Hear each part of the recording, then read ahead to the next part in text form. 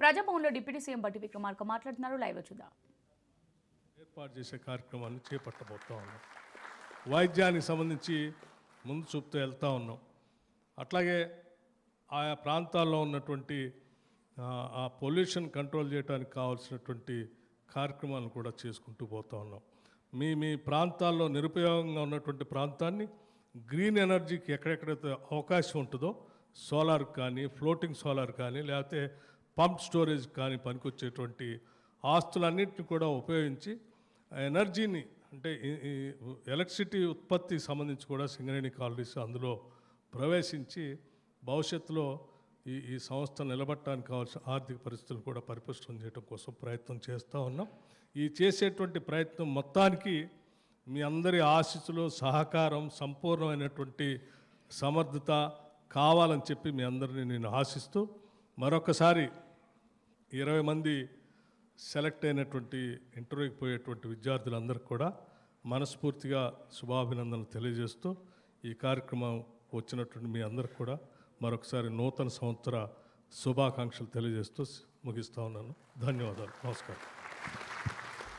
Honourable deputy CM గారికి ధన్యవాదాలతో నిన్న సాయంకాలం ఒక గ్లోబల్ ఈవెంట్, నేటి సాయంకాలం మరొక గ్లోబల్ ఈవెంట్, అలా మనదైన లోకల్ను గ్లోబల్ ఫోకల్ పాయింట్గా మార్చడమే తన ఫోకస్గా సాగుతున్న ఆనరబుల్ సీఎం గారు ముఖ్య అతిథి సందేశం.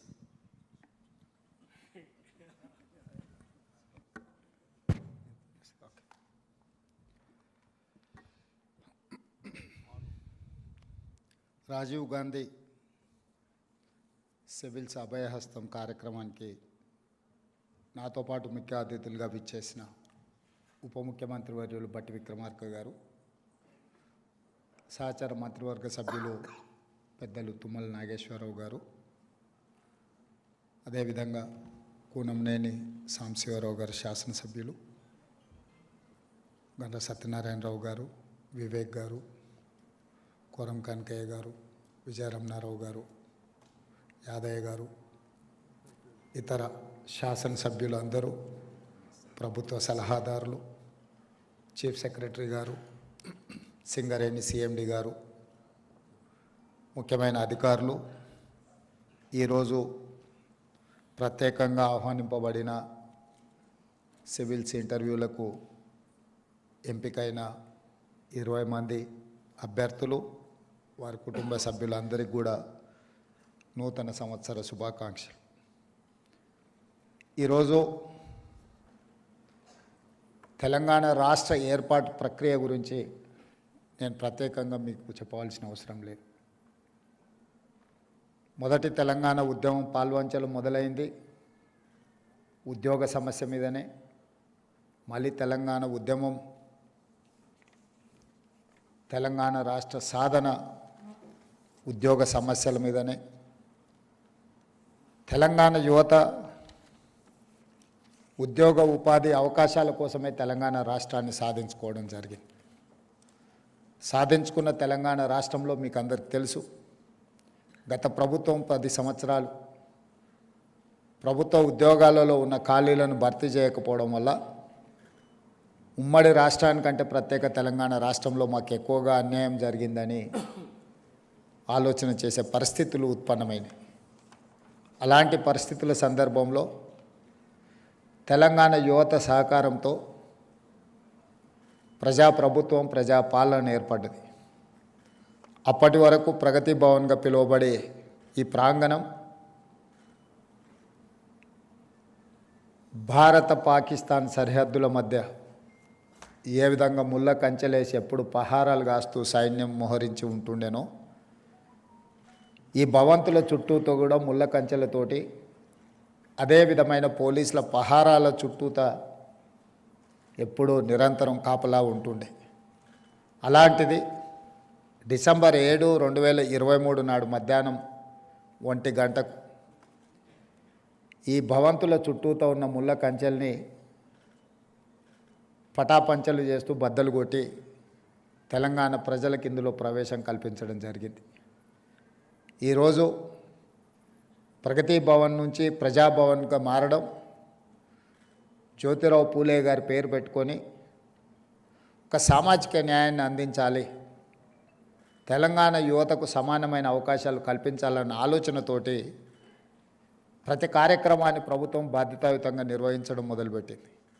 అందులో భాగంగానే జాతీయ స్థాయిలో నిర్వహించబడే పబ్లిక్ సర్వీస్ కమిషన్లో తెలంగాణ రాష్ట్రం నుంచి అత్యధికంగా విద్యార్థులు పాస్ అవ్వాలి, అందులో వాళ్ళు రాణించాలి అనేది మా ప్రభుత్వం యొక్క లక్ష్యం. వెనుకబాటుతనం గురించి చర్చ జరిగినప్పుడు బీహార్ వివిధ సందర్భాలలో చర్చకు వస్తుంది.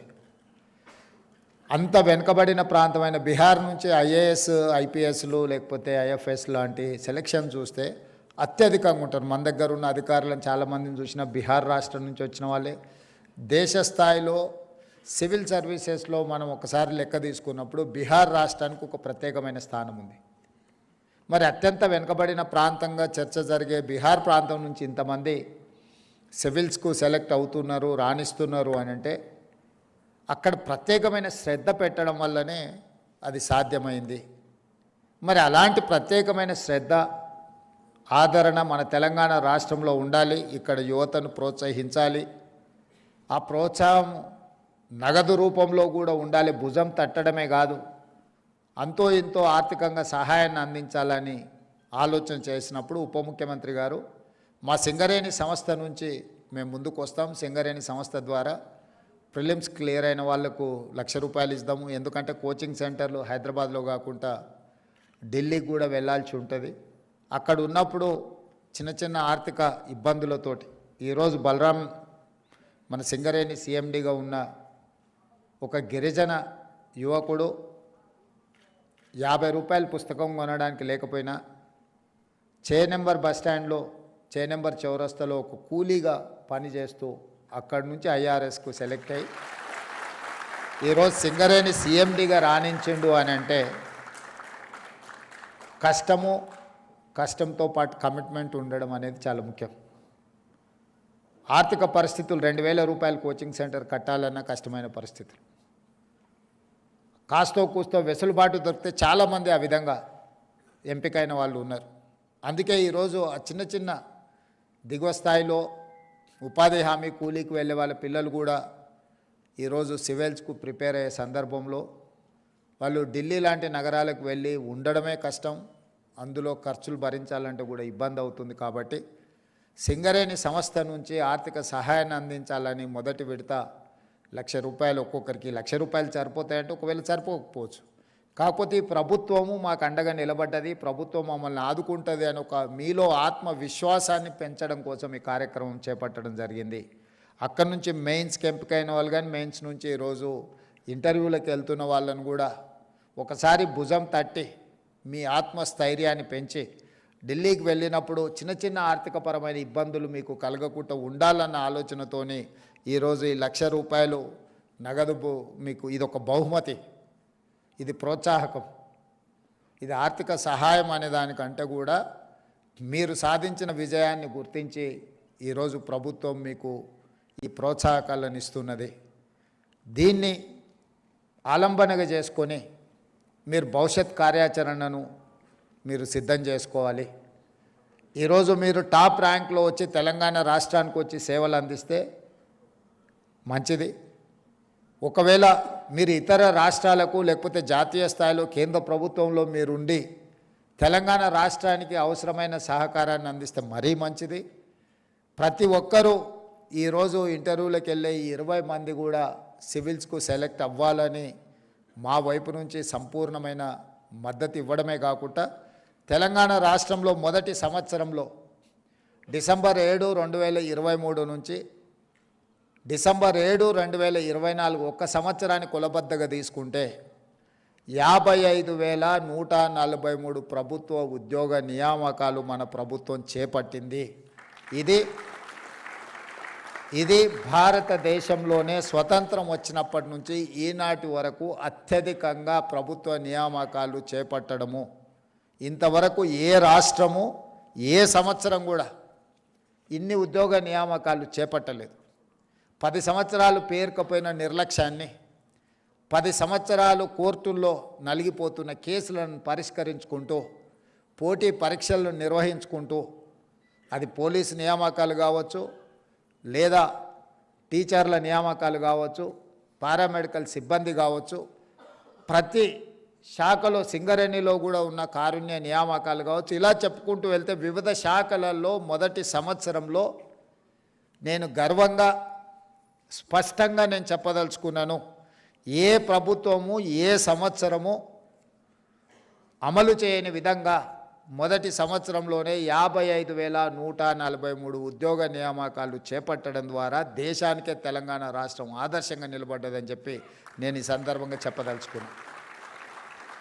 రెండవది, సివిల్ సర్వీసెస్ తర్వాత పబ్లిక్ సర్వీస్ కమిషన్ ద్వారా నియామకాలు జరిగే గ్రూప్ 1 పోస్టులు 2011 సంవత్సరంలో ఇచ్చిన నోటిఫికేషన్ ద్వారా నియామకాలు జరిగితే ఈరోజు 2025 సంవత్సరం 14 సంవత్సరాలలో గ్రూప్ 1 నియామకాలు చేపట్టలేదు. ఆనాడు ఉమ్మడి రాష్ట్రం కావచ్చు, లేదా 10 సంవత్సరాల తెలంగాణ రాష్ట్రంలో ఇంతవరకు గ్రూప్ 1 పబ్లిక్ సర్వీస్ కమిషన్ నియామకాలు చేపట్టలేదు. 21-22 సంవత్సరాల వయసు వచ్చిన ఒక నిరుద్యోగ యువతీ యువకులు గ్రూప్ 1 పోటీ పరీక్షల కోసం ప్రిపేర్ అవుతున్నామని చెప్పి కుటుంబానికి చెప్పి హైదరాబాదు నగరానికి వస్తే 14 సంవత్సరాలు ఆ పరీక్షలే నిర్వహించకపోతే వాళ్ళ వయసు 35 సంవత్సరాలు. అత్యంత యుక్త వయసులో కుటుంబానికి ఉపయోగపడి జీవితంలో వాళ్ళ కెరీర్లో ఉన్నత శిఖరాలకు ఎదగాల్సిన యువతీ యువకులు 14 సంవత్సరాలు త్రిశంకు స్వర్గంలో వేలాడదీయడం అంటే ఇంతకంటే నరకం ఏమైనా ఉంటుందా? మీరు ఆలోచన చెయ్యండి. అట్లాంటి పరిస్థితి నుంచి ఎన్నో అడ్డంకులను అధిగమించి ఉన్న ఖాళీలను అన్నిటిని కూడా లెక్కగట్టి 563 గ్రూప్ 1 పోస్టులకు ఇంతవరకు ఉమ్మడి రాష్ట్రంలో కూడా 563 నియామకాలు ఎప్పుడూ జరగలేదు. మొదటిసారి 563 గ్రూప్ 1 పోస్టు ఖాళీలను రాబోయే 2 నెలల మన నియామకాలు చేపట్టబోతున్నాం. మనం జీవోలు ఇచ్చినప్పుడు ఎవరు ప్రశ్నించలే, మన ప్రిలిమ్స్ ఎగ్జామ్స్ కండక్ట్ చేసినప్పుడు ప్రశ్నించలే. ఎప్పుడైతే మనం ఈ పోటీ పరీక్షలు నిర్వహించి 563 నియామకాలు చేపడతామని ప్రతిపక్షానికి ప్రధానంగా నమ్మకం వచ్చిందో లీగల్ లిటిగేషన్స్ మొదలుపెట్టారు. కొంతమంది విద్యార్థులను రెచ్చగొట్టి వీధుల్లోకి తీసుకొచ్చే ప్రయత్నం చేశారు. ఏదో ఒక రకంగా గ్రూప్ 1 పరీక్షలను అడ్డుకొని నియామకాలు చేపట్టకుండా కాలయాపన చేయాలన్న ఆలోచనతో కుట్ర చేస్తే కూడా ఆ కుట్రలను అన్నిటిని తిప్పికొట్టి న్యాయస్థానంలో ప్రభుత్వం తీసుకున్న నిర్ణయాలు అన్నీ సక్రమమే, సరైనవే, ప్రభుత్వం నియామకాలు చేపట్టవచ్చు అని చెప్పి హైకోర్టు నుంచి సుప్రీంకోర్టు వరకు ప్రభుత్వానికి న్యాయస్థానాలు అండగా నిలబడి ఈరోజు గ్రూప్ 1 పరీక్షల్ని కూడా పూర్తి చేసుకొని మార్చి 31 లోపల 563 మంది గ్రూప్ 1 ఉద్యోగస్తులను ఈరోజు తెలంగాణ రాష్ట్రంలో నియామకాలు చేపట్టబోతున్నాము. ఇది ఒక గొప్ప విజయము తెలంగాణ రాష్ట్రంలో ఈ సంవత్సర పరిపాలనలో అని చెప్పి ఈ సందర్భం మీకు అందరు గుర్తు చేస్తున్నాను. రాజకీయ నాయకులకు ఓడిపోతే 6 నెలలు ఖాళీగా ఉండడానికే కష్టపడుతున్నా, లేకపోతే బాధపడుతున్నా, ఎంబడెంబడే వాళ్ళ కుటుంబ సభ్యులకు వివిధ పోస్టులు ఇస్తున్న సమయంలో 14 సంవత్సరాలు యుక్త వయసు మొత్తం ఎందుకు ఉపయోగం లేకుండా పరీక్షలు వదిలేద్దామా, ఆశ మాకు అవకాశం వస్తే గ్రూప్ 1 ఆఫీసర్లం అవుతామని, పరీక్షలకు ప్రిపేర్ అవుదామా, ఎప్పటికి పరీక్షలు పెడతారో తెలియని పరిస్థితులు. ఇట్లాంటి గందరగోళ పరిస్థితుల్లో ఒక్కొక్క చిక్కుముడిని ఇప్పుకుంటూ ఈరోజు వివిధ హోదాలలో ఉండే ఖాళీలను అన్నిటిని కూడా నియామకాలు చేపట్టుకుంటూ ముందుకు వెళ్తున్నాము. ఇట్లాంటి కార్యక్రమాలు తీసుకొని ముందుకు వెళ్తున్నప్పుడు యువత సహకారం సంపూర్ణంగా ఉండాలి. ఈ ప్రభుత్వం ఆలోచన చేస్తున్నదే మీకోసం, మీ అవకాశాల కోసం. రాజకీయపరమైన అవకాశాలు, రాజకీయపరమైన పరీక్షలు, పోటీలు అన్నీ కూడా ఎప్పటికప్పుడు 5 సంవత్సరాలకు ఒకసారి జరుగుతూనే ఉంటాయి. కానీ మీకు ఒక్కసారి అవకాశం మిస్ అయితే జీవితకాలం మీరు ఆ అవకాశాన్ని కోల్పోయిన పరిస్థితులు ఉంటాయి. అందుకే తెలంగాణ రాష్ట్ర ప్రభుత్వం ఈనాడు ప్రభుత్వంలో వస్తున్న ఖాళీలను అన్నిటిని కూడా క్రమపద్ధతి తప్పకుండా క్యాలెండర్ డేట్స్ ప్రకారం నోటిఫికేషన్స్ ఇచ్చి నియామకాలు చేపట్టడానికి అన్ని రకాల సహకారాలు, అన్ని రకాల నిర్ణయాలను తీసుకొని ముందుకు వెళ్తున్నాము. ఈరోజు మళ్ళొకసారి ఈ సివిల్స్లో ఇంటర్వ్యూలకు సెలెక్ట్ అయిన వాళ్లకు నా అభినందనలే కాదు, మిమ్మల్ని అన్ని రకాలుగా ప్రోత్సహించడానికి ఈ రాష్ట్ర ప్రభుత్వం మీది, మీకెప్పుడు అండగా నిలబడుతుంది. మీకు ఏ సమస్య ఉన్నా కూడా ఉప ముఖ్యమంత్రి గారు అందుబాటులో ఉంటారు, సింగరేణి సంస్థ అందుబాటులో ఉంటుంది.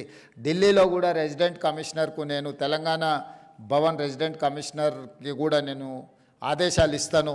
మీకు ఏదైనా అవసరం ఉంటే ఢిల్లీలో తెలంగాణ రెసిడెంట్ కమిషనర్ మీరు కలిస్తే మీ సమస్యలు పరిష్కరించడానికి, అవసరమైతే మీరు ఇంటర్వ్యూలకు ఎక్కడైతే మీరు కోచింగ్ తీసుకుంటున్నారో లేదైతే ఏదైనా కోచింగ్ సెంటర్లు కానీ ఎక్కడైనా మీకు ఏదైనా అవసరం ఉంటే తప్పకుండా ఈ రాష్ట్ర ప్రభుత్వం మీకు అండగా నిలబడుతుంది. మా అందరి ఆకాంక్ష ఒక్కటే, ఈ మొత్తానికి మొత్తం మీరు ఎన్నిక అవ్వాలి. ఈ ఎన్నిక అవ్వడానికి అవసరమైన సంపూర్ణ సహకారాన్ని మన ప్రభుత్వం మీకు అందిస్తుంది. ఈ అవకాశాన్ని అందిపుచ్చుకోండి. తెలంగాణ సమాజంలో ఇంకా మన పిల్లలు సివిల్స్కు ప్రిపేర్ అవ్వాలి. మీకు అవసరమైన అన్ని రకాల కోచింగ్ సెంటర్లు ఈ లెవెల్లో కానీ ఢిల్లీ లెవెల్లో కానీ ఎలాంటి సహకారం కావాలన్నా మన రాష్ట్ర ప్రభుత్వం మిమ్మల్ని ప్రోత్సహించడానికి సిద్ధంగా ఉన్నది.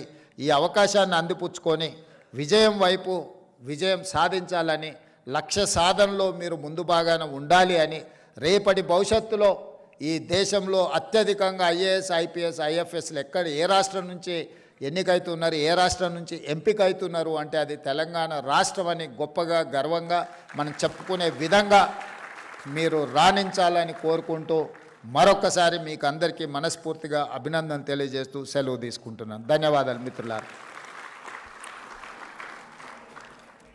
పాఠశాల స్థాయి నుంచి పోస్ట్ గ్రాడ్యుయేషన్ స్థాయి దాకా విద్యా ప్రమాణాలకు, అటు విద్యేతర క్రీడాది రంగాల నైపుణ్యానికి నిరంతరం తప్పిస్తున్న ఆనరబుల్ సీఎం గారి స్ఫూర్తిదాయక సందేశానికి ధన్యవాదాలతో ఇప్పుడు ఆనరబుల్ సీఎం గారి సమక్షంలో బ్యాంక్ ఆఫ్ బరోడా అధికారులను ఆహ్వానిస్తూ ఉన్నాం.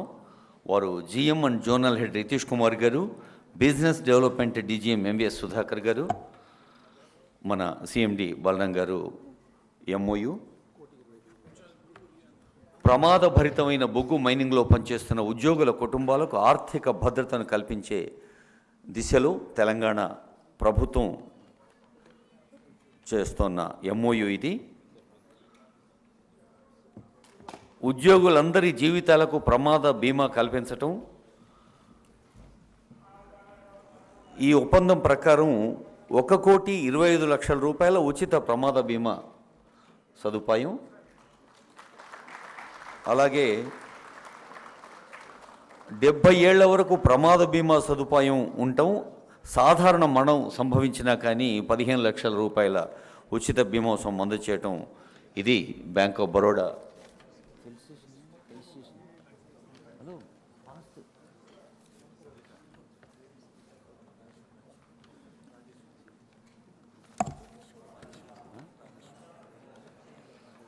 ఇప్పుడు గౌరవనీయులైన ముఖ్యమంత్రి గారు, డిప్యూటీ సీఎం గారు చేతుల మీదుగా రాజేశ్వరి రాతల్లి వేదిక దగ్గరకు, ఇజ్జగిరి ప్రతాప్ గారి సతీమణి శ్రీమతి రాజేశ్వరి గారికి ₹1,00,00,000 బీమా పరిహారాన్ని యూనియన్ బ్యాంక్ అందజేస్తోంది.